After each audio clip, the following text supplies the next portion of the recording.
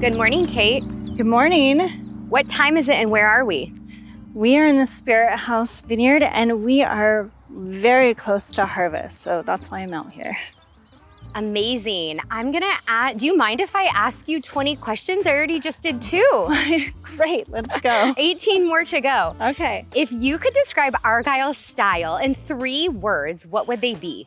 Oh, that's a great question. Iconic, intentional, and effervescent. Argyle has deep roots in the sparkling winemaking. What excites you most about shaping the next era?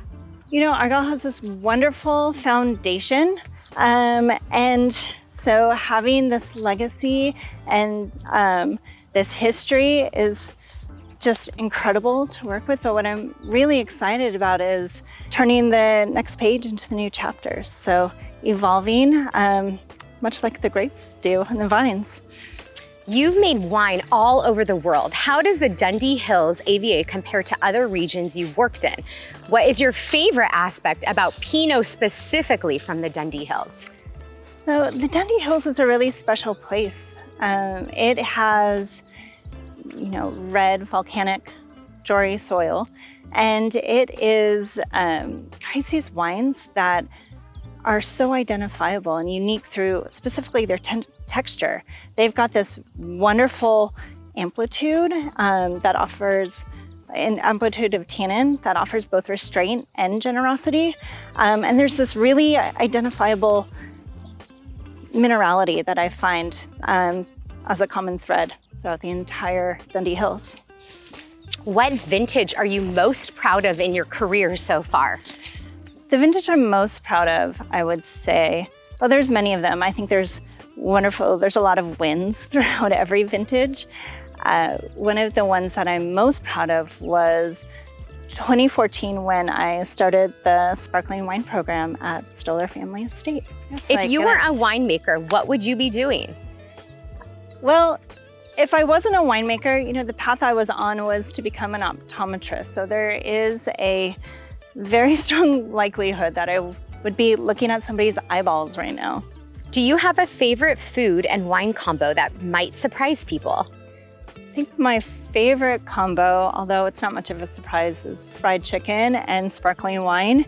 It's super easy and often is an impressive pairing. My sister-in-law and I decided this weekend that we were going to create a cookbook called Low Lift, Impressive Meals with Minimal Effort. So, you heard it here first. Stay tuned. You're throwing a dinner party. What's on the playlist? I like to cater a playlist. It's very personal. It's like making a mixtape for somebody. I'm going to date myself there. I think creating a playlist that matches the folks that are attending your dinner party. So I think it would depend on the people. But right now, I really like probably incorporate some 90s R&B, some Fleetwood Mac, maybe some Chappell Roan, and probably some K-pop Demon Hunters because that's been on repeat at my house at the moment. What's your favorite Oregon-made product besides wine? Oh, that's easy. Jacobsen sea salt goes on everything. It's your first year with Argyle. Is there anything the club members should get excited about?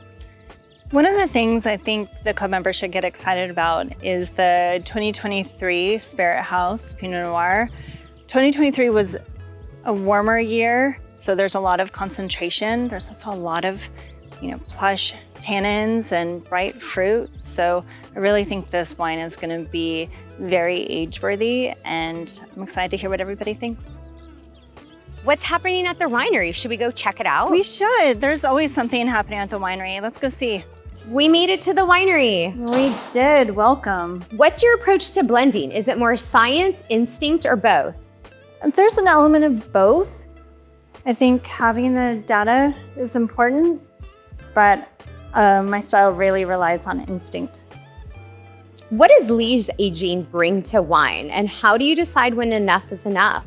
Lee's aging brings so much to the wine. I've often referred to white Lees, so Lees that comes from white wines, the dead yeast cells, as liquid gold. So I use it both for still winemaking and for sparkling.